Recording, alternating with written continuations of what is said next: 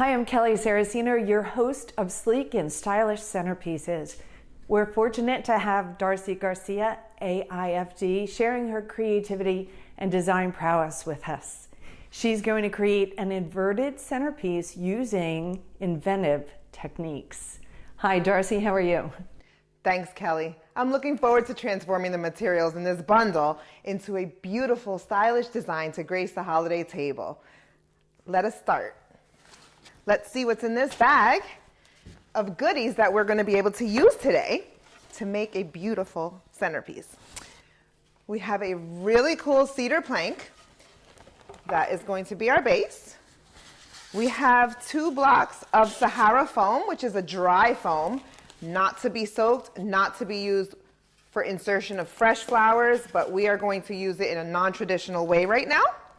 We have chicken wire that is nice and coated so that it's not that rough on your hands. We have pine cones. We have wool, very thick wool yarn. Florist wire, 19 gauge. It's kind of heavy, but you'll see why we need it in a few minutes. Bind wire, anchor pins, plenty of water tubes,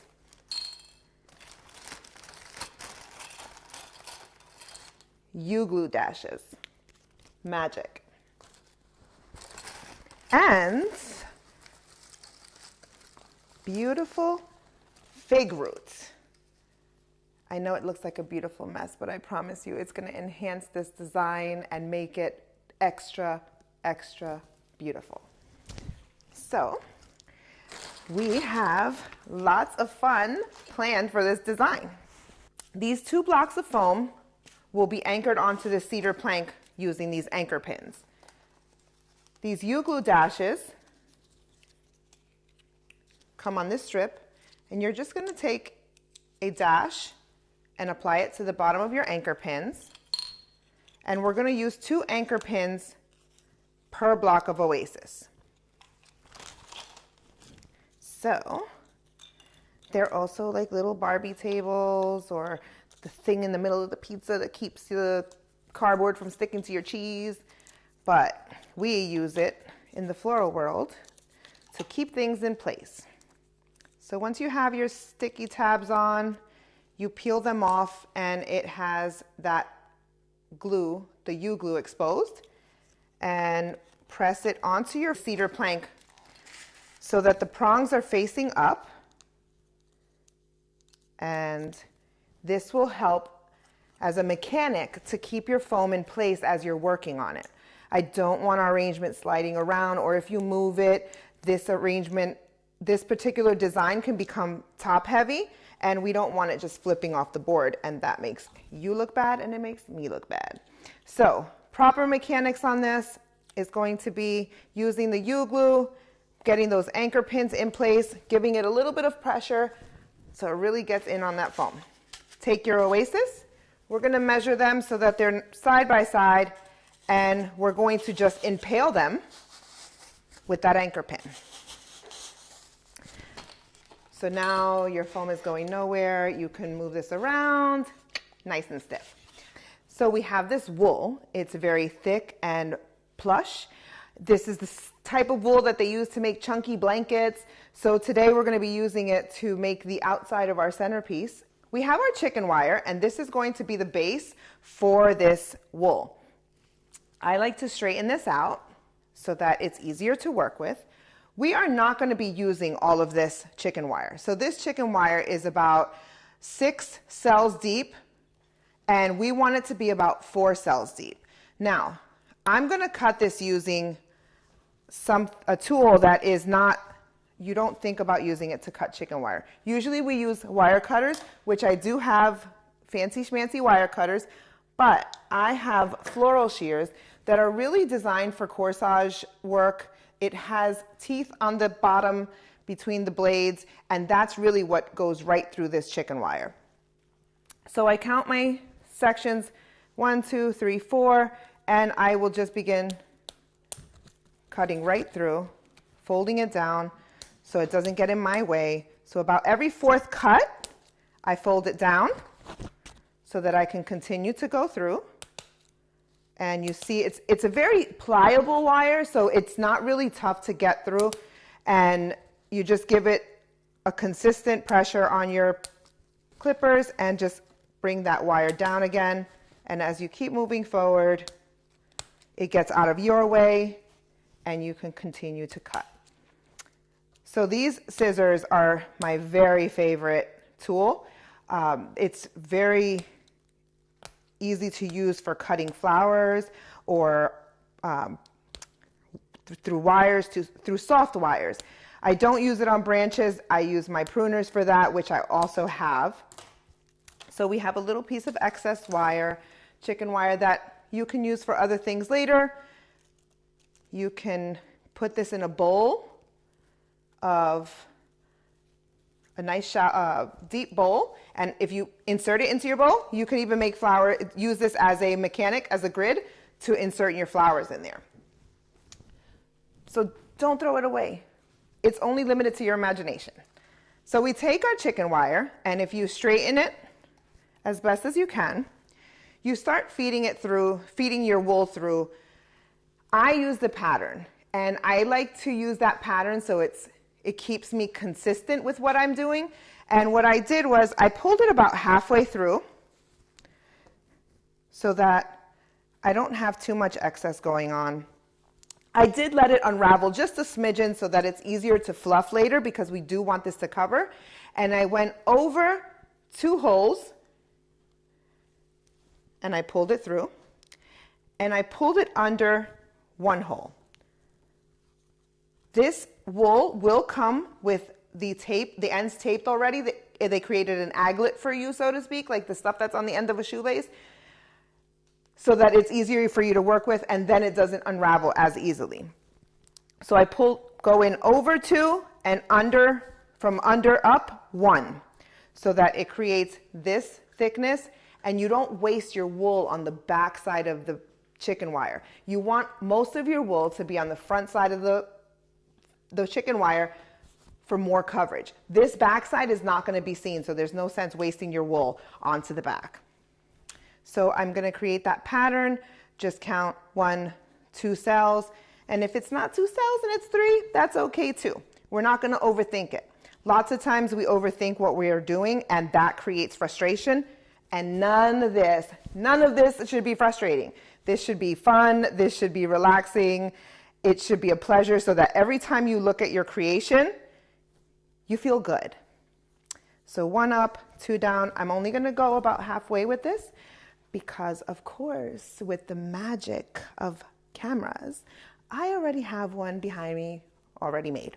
So I just want to show you a rough start on this. So what happens is we're going to go all the way down, and the other half, once you run out, you're going to go back on the other side and meet them somewhere in the middle. So there's no need to go up and down. This will fold over, and you continue here. And you do the opposite of what you just did here, so that you're creating a pattern that's offset. So we don't want too close to each other. Once you have those, you can stretch this wool out. You can fluff this wool out to have as much coverage as possible on your chicken wire, because you don't want the chicken wire exposed, and it'll be much easier to cover when we have it on the foam. So as you can see, this fluffs out really, really nice. Abracadabra, have one already made. So here is my fencing, my chicken wire already wrapped up in the wool. And I'm not going to even bother touching it up right now, because I'm going to put it on here, and this is when it's important to actually do your final touches. If you do it now and then you go on here, you're pressing it around, you're just going to work twice. And we don't like to work twice. So I'm going to start at the far end of the foam, and I'm going to tuck this in. One of the other things that were in the bag that I just spotted and realized that we need is, we have wood picks that we use on the bottom of the pine cones, 6-inch wood picks. And we also have a nifty fastener, and these are called Dixon pins. Dixon pins are basically pieces of wood picks attached to a metal grommet-like in the center, and you use this by folding it down. When you insert this into the foam, the texture of this wood helps keep it in place and it won't release. So this is a really good technique to use whether it's dry foam or wet foam. When you use this in wet foam, it does swell up and it helps you even further so that it does not pull out of wherever you want to use it. So I'm using it in here to anchor the chicken wire to my foam, and I'm giving it a good pressure to get this really tight onto this oasis. So this oasis is, again, dry material. And I want to get it nice and taut and fold it against itself. So on this end, the excess of the chicken wire, you can fold this against itself to assist you. So anything that makes your life easier, none of this is going to be shown because it's all part of the mechanics. So you can fold this over just to give you some assistance until you can grab your anchor pin or your Dixon pins. And we're going to put Dixon pins in several spots. So it's kind of tricky to get it through the wool. There's no need to fight it. Just move that wool over a little bit. Find the spot where you meet chicken wire to foam and give it a good pressure and insertion, and then you could just move your wool around. So don't let the wool own you. You own that wool. Make sure you make it happen.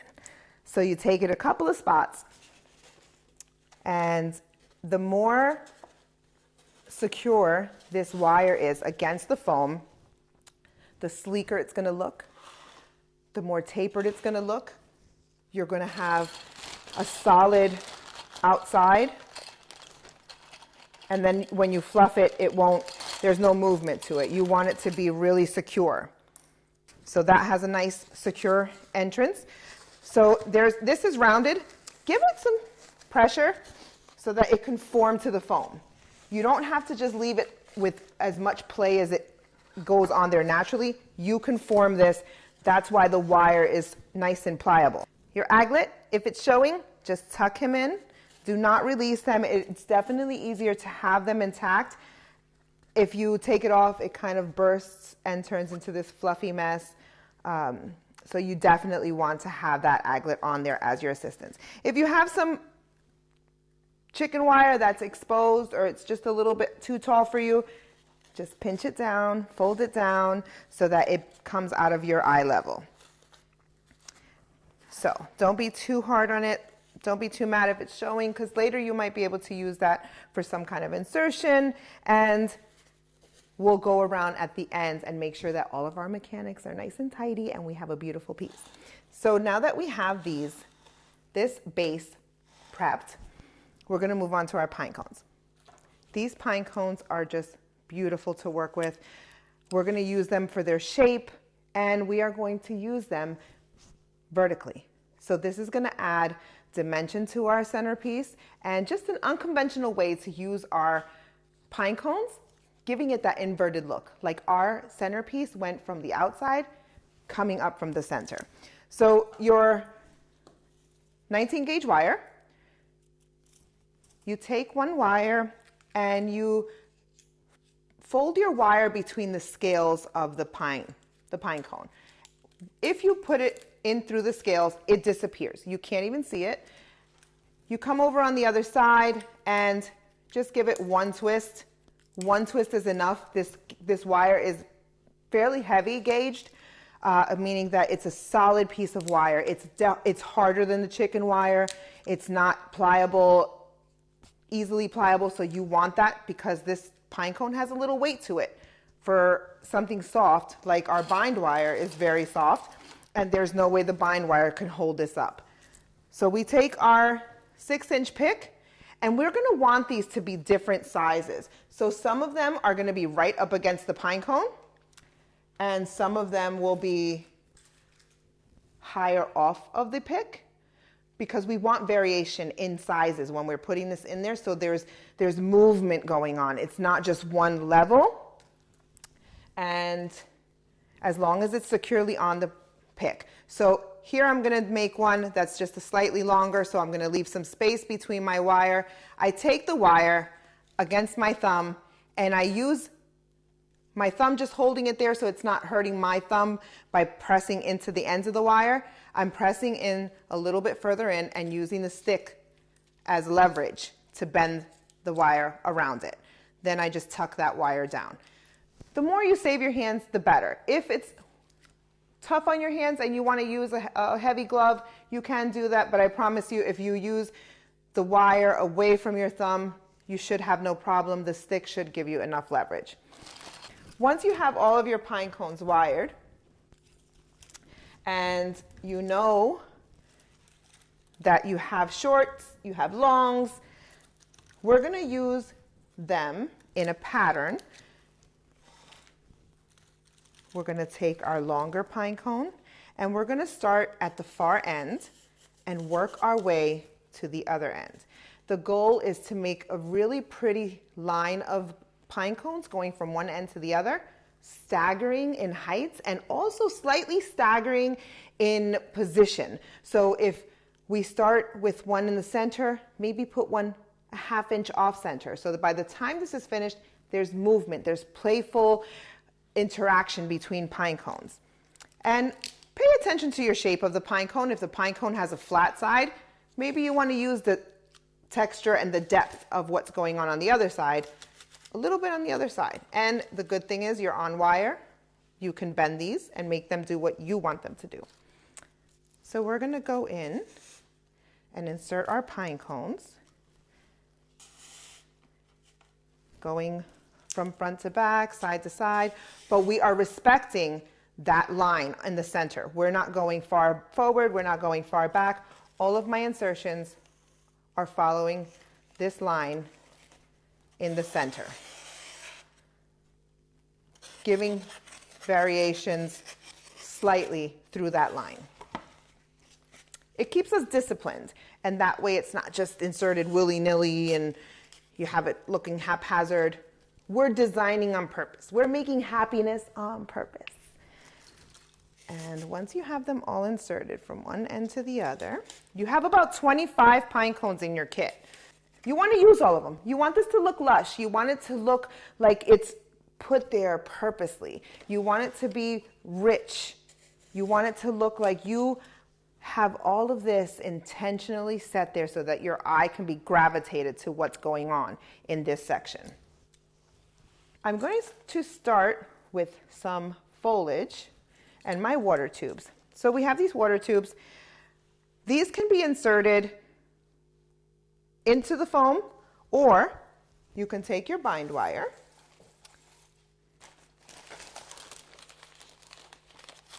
and a pick,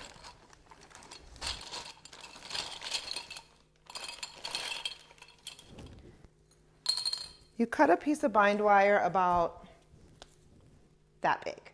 It's probably about 8 inches maybe. You wrap it around your water tube.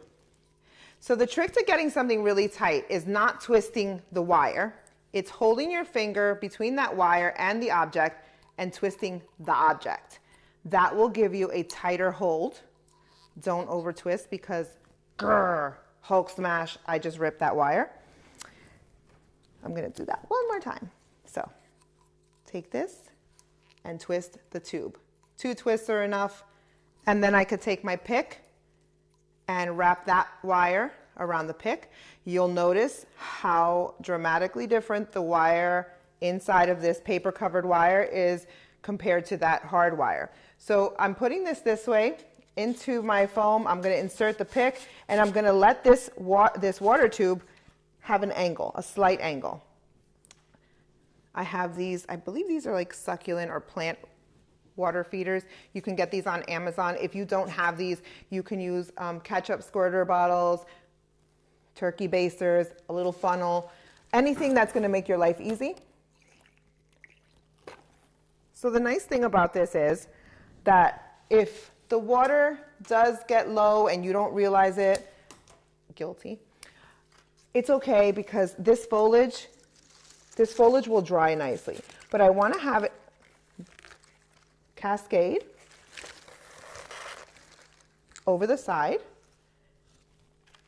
and make sure that it's controlled so that it's not flying away as if I didn't mean to put that in there. So I'm going to have this drape here. I'm going to mimic that on the corner just for repetition. We want this to create a line, but we also want to have the repetition going on and bounce your eye through this arrangement with this cone cedar. So this is one of the foliages that we're using today, cone cedar. It's very pretty. It's very draping. This is beautiful. It's fragrant. So this arrangement is definitely going to give off some fragrance on your table. If you don't need the pick for an angle, you can insert this with a little bit of pressure into your foam. I suggest find your spot and then commit. One insertion is way better than 3 insertions. I like putting the water in as I go because I will forget, and I don't want to forget to put water in my arrangement.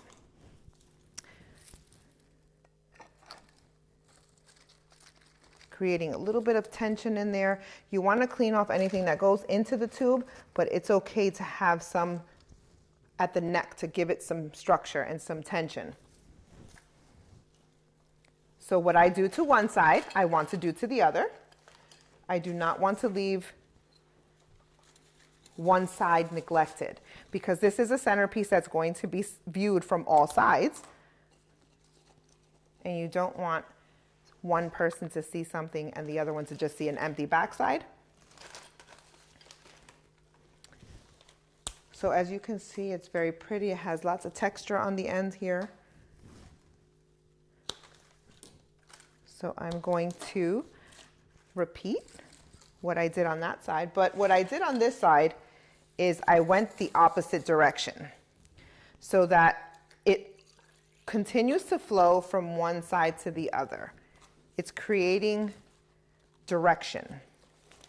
So if I turn this around, this is facing that way, and that one is facing that way. So you're getting motion going on in your arrangement.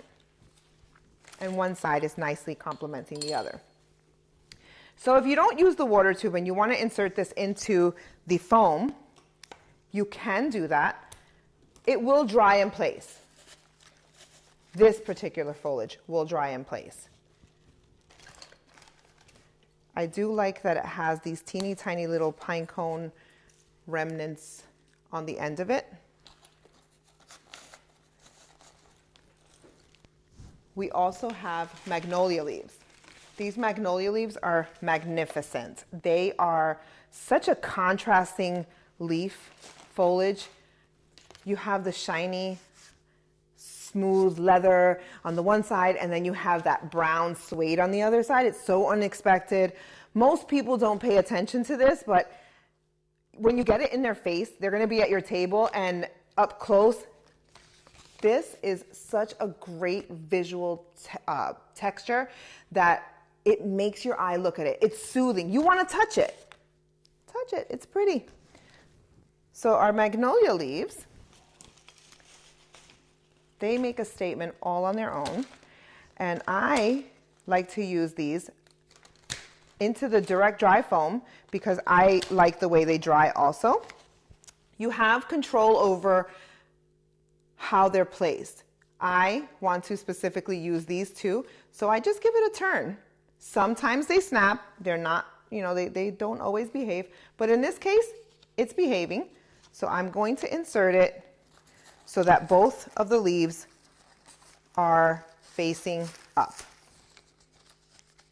So even if it faces, that side is facing you and it's shiny, on this side, it's facing me and the texture of the brown is showing. I prefer putting them together as like a shadow, and that way it creates that interest of mimicking, mirroring. So I'm going to take 2 more, go on this side, and maybe go the other way so that you can see that visually from the other side. And again, make the arrangement do what you want it to do.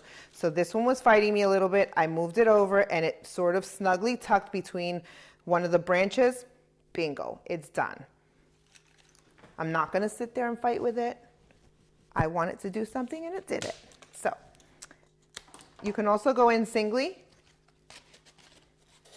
and tuck them in between your pine cones. This is a good time to do this because you have no obstruction, you have no florals in there yet. So this is a good time to go in and work between those pine cones. This is also going to create some density in the base of these pine cones. Even though you can't see it from the top view, but from that side view, you're going to be able to see it, and you want to have interest throughout.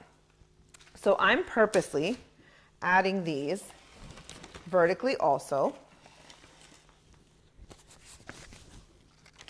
in between some of the pine cones. It's a nice solid bottom. It goes right into that dry foam and stays right where you want it to stay. And what I'm doing to one side, I want to do to the other so that it's consistent and it has the same pattern throughout. It has a nice rhythm. It adds contrast with the green and the shine and the smoothness of the suede brown side.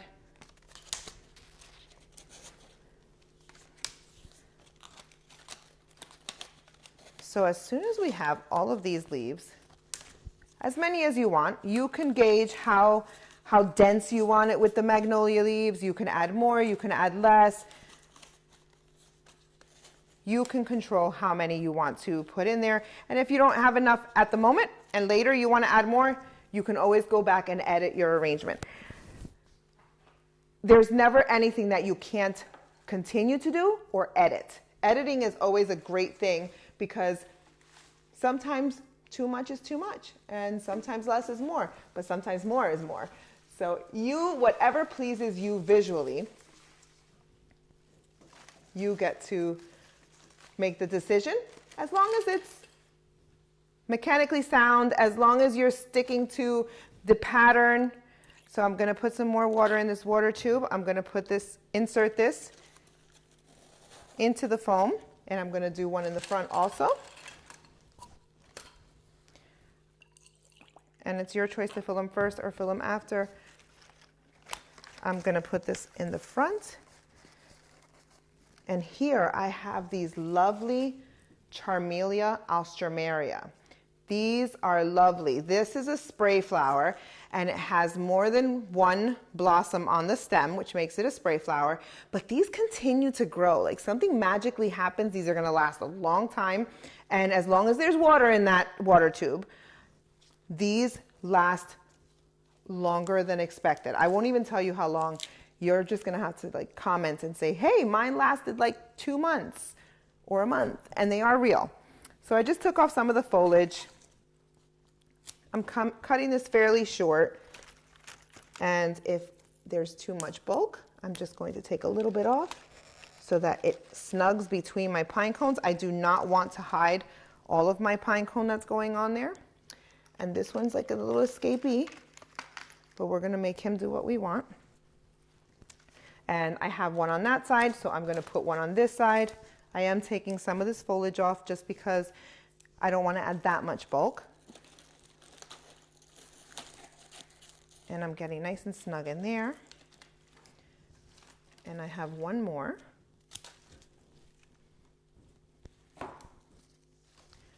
Take off this foliage. And I think I have a lot of clippings on this one. This one has 2, 4, 6, 8. There's 10 clippings. So I'm going to take some more off, and I'm going to use that later. We're going to get one more water tube and maybe put this one on this side. Fill it with water again.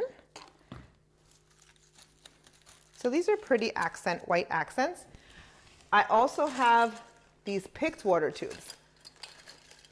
So they already have their picks. I'm going to insert these throughout for my other florals that I'm going to show you that we have right now. But I know that I want them to complement these corners.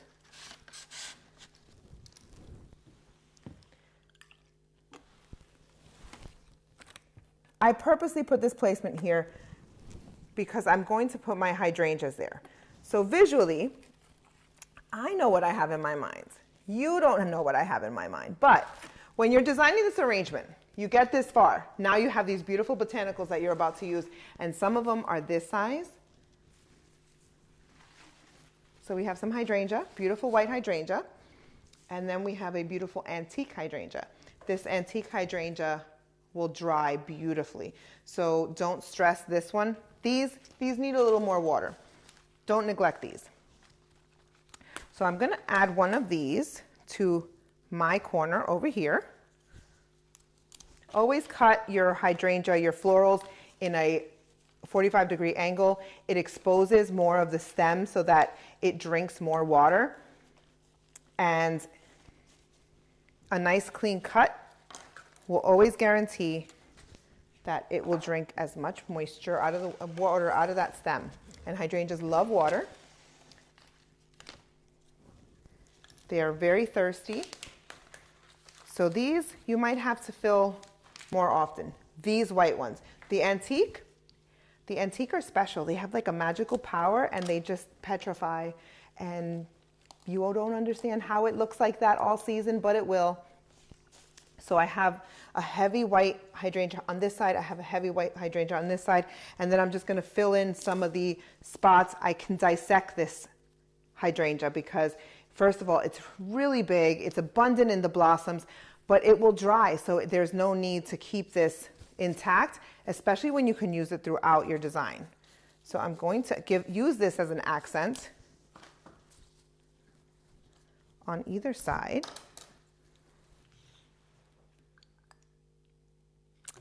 And make sure that I have it through the arrangement. And if you notice, I'm a little rough with the flowers, but it's okay. I'm a professional. And as you use your flowers, you'll see that sometimes we are extra careful, and we can put a little bit of oomph into what we're doing. Sometimes things aren't as delicate as they appear. So I'm putting my hydrangeas throughout.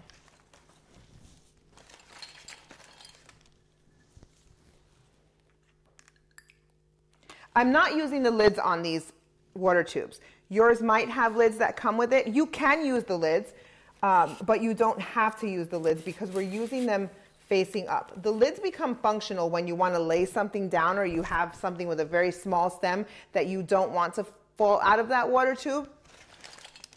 And I will show you an example. So suppose I want to use this, but I don't want the water to come out, or I don't want my stem to fall out. You use the lid, you put the lid on, put water in first because it's way harder to put water in with that lid. You put the water in the water tube, you put the lid on. If the hole is too tight for you to insert your flower, you take your knife and just score it. And that gives it just a little bit of an opening, just enough for you to get those flowers in. So that was like pro tip. That one was free. So we might use that later. So we have our hydrangeas inserted in there. I want to put more water tubes in here. So this whole arrangement is really going to be made in water tubes because the floral foam is not designed for wet foam. So you need your flowers to have hydration. And this gives you a little more freedom on where your placement is. The water tubes give it a little bit more interest because you have to be a little more calculated on where your placements are of your water tubes. These beautiful red heart roses. The petal count is so beautiful, rich. They open up, the face becomes beautiful. Nice large rose, intense color, nice and thorny, by the way. So I grab it by the neck where it's the least amount of thorny, trim it to where I want to get it, cut the foliage off that I want to cut off, and maybe 1 or 2 thorns. Don't stress the thorns. Embrace the thorns. Get the rose in there. It's beautiful. And there's no need to stick yourself. Look at those thorns. They're pretty vicious. But if you grab the rose where it's smooth, the thorns will not hurt you. If it does, your soul will leave your body because it's happened, and then it comes back in, so don't worry about it. And then you get to enjoy the roses. So you get that into the water tubes that you positioned.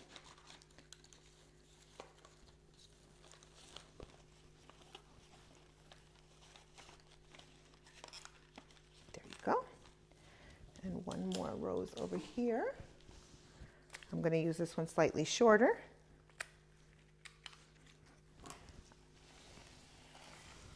As this starts coming to life and you're adding density and lushness all to the base of this and making sure that you have balance and movement, and the roses on one side, the roses on the other side, so everyone can appreciate them for how beautiful they are. I'm going to put some roses on this side.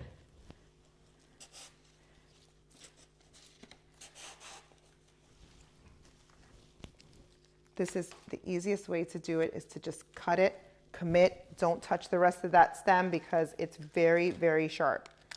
Sometimes the prettier something is, the more it's protected, and these thorns are really trying to protect this rose from being used. Okay, so we have our roses inserted. We're going to go in with a different kind of foliage that we have. We have some white pine. This adds some softness, a little bit of playfulness, some fluffiness. This I'm going to tuck into some water tubes that I have in here. So this thing is sticking out. This white pine, I don't want it there. So I'm going to take it and tuck it under so that it's still in there. You're still going to see it, but I just want it to be a little more controlled. So I'm going to tuck it and weave it through. You could even weave it through, say, your hydrangea very carefully so that it's not just, there you go. So it becomes anchored with something. So I'm going to put some of these on this side just so that it gives it that movement throughout. It adds another texture. It adds a little bit of spikiness to the arrangement.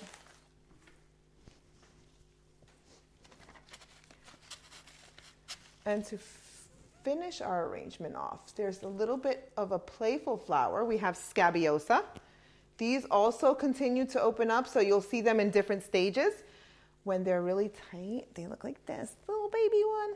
And then they start getting a little bit more bloomed, and then more bloomed, and it gets more bloomed yet. So these are really pretty to watch evolve from bud form to full bloom. And these I'm going to use and expose some of their stem because the stem itself is very pretty, and the way it bounces around in an arrangement. I'm going to just give it a fresh cut and put this in my arrangement. Maybe have it peek through some of the pine cones.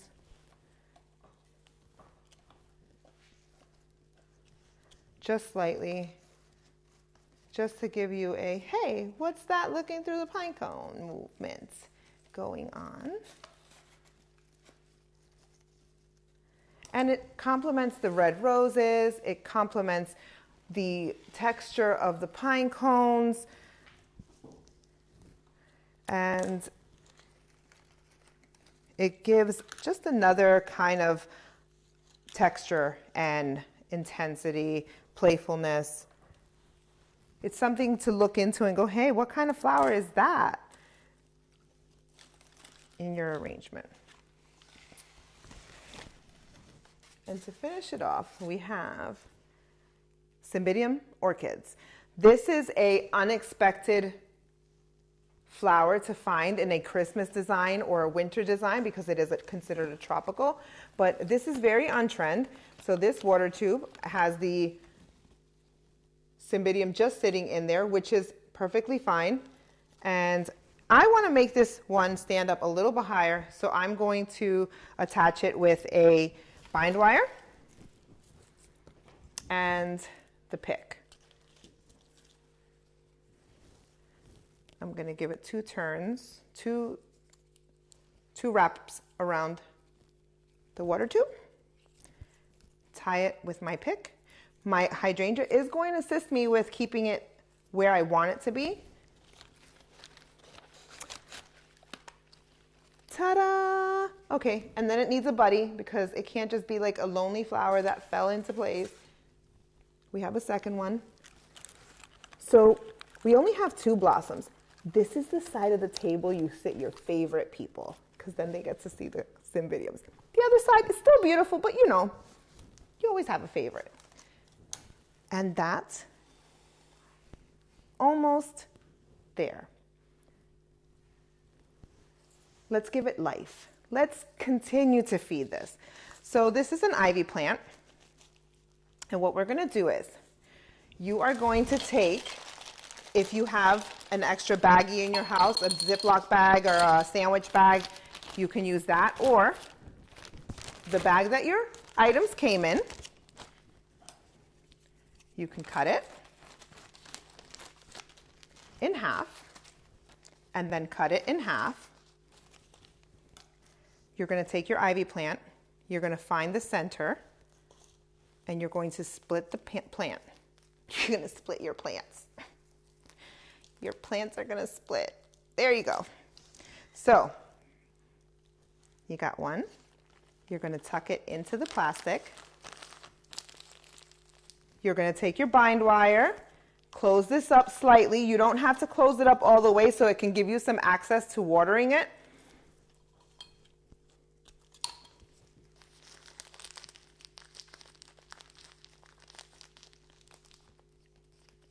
So a soft, like a bread tie, but not quite so tight.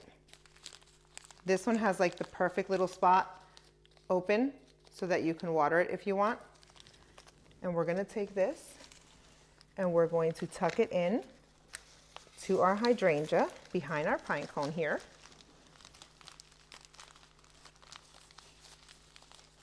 Make sure we control it. It does not control us. You fluff it out. And then just remember to water that plant. It shouldn't need to be watered as often because you're going to have it in this bag, and that's going to hold moisture too.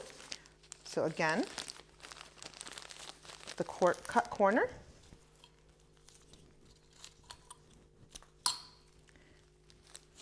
Wrap it like a bread tie. And then later you can take this and repot it. And I'm going to tuck it in on this side, just like I did on that side. And this will continue to grow, so that's pretty cool too, to watch your arrangement actually grow. Make sure that's nice and tucked in. And then we take our ficus root, and this is just going to add another layer. So just like when you decorate your Christmas trees, it's done in layers, your centerpieces can also be in layers. And this brings that texture of the pine cone through. It gives it that earthy feel, very calculated and viney, and it's growing. And this is just going to be on your table looking like it's something that just stepped out of a fairy tale. And everyone's going to ask you what this is, and you're going to get it wrong like 10 times, but fake it till you make it. If you call it something completely different, it's okay. They don't know it. So, and then don't let them watch the video because then they're going to know it's called a ficus root. So here is your centerpiece. I hope you love it. I hope it makes you happy, and everyone who sits in front of it enjoys it. Now that I have my centerpiece done, waste not, want not, there's so many things you can do with the little tiny remnants of what we have. So I took a couple of leaves off of the magnolia, And if you have nice handwriting, it does help. If you don't, you can just doodle on this. But I take the Magnolia leaves and I use the regular Sharpie, but if you have metallic markers, if you have white markers, you can go to any art store and pick one up if you want to just level up your dinner plans. Your dinner guests are coming, all 4 of them, all 12 of them. But if you want to level it up and make a natural tag for their place settings, you just write it right on that suede part if it's a darker color like the black. On the other side, I did it in black. You can't really see it. If it was white or metallic, it really shows up on the green. So it's up to you which side you want to use. This is more of a calligraphy, and this is script. I use my name just because I know me. So you take one of the Magnolia leaves. I'm going to start with a place setting. Take the Magnolia leaf, back it with some cedar so that the name shows on the top. Give it a little sprig of alstroemeria on the side. And all you have to do is cut a piece of the bind wire and bind the ends nice and clean, and just keep going over it to create a nice band. The neater you do this and the more connected they are, it looks professional, it looks like a machine made it. That's what you want. You don't want it to be sloppy, you don't want it to be all over the place. If you have a little piece that doesn't cooperate, you cut it off. But you definitely want it to have a clean, simple, but imagine putting this at the table where your guests are going to be seated in front of that fabulous centerpiece you just made. You're going to look like a rock star. So you have that option. Then, second option, you decorate a beautiful beautiful gift, Christmas gift, and you want to just up your game a little bit. You wrap it in some pretty ribbon, and then you want to add the final piece. Same thing. Use it as a name tag. Same concept. You could take this, really jazz it up. We could use the pine cone with the wire, or use the bind wire again. The bind wire is a little safer for the presents. And same thing, you go through the scales of the pine cone just like we did when we were wiring it, so that it disappears into that pine cone, and it also adds some strength to it. Give it a little bit of tension. Tighten it up. Add this to your ribbon. Make sure you cut off the ends. Then, with the dashes that you have left, you can put them on the ribbon. Maybe 2 different spots. So this is just your imagination at this point, and you can just take a little sprig of the cedar. You attach it to that ribbon. You can take your alstroemeria. You can tuck it in to your pine cone wire. And this would be on a box, so it would be flat and pretty. And then you can take your U-glue dash, put it on the back of your bow, take your tab off. This gets pressed against your present, and it's attached. It's beautiful. If you want to add some glitter to it, something shiny, it's a perfect natural gift tag. And I promise you, the recipient will just drool over the tag, and you could give them anything on the inside, but this was special. This was over the top. Darcie, this is so much fun. I am now in the holiday spirit. Thank you for sharing your style and creativity with all of us. And thank you for broadening your world by learning in ours.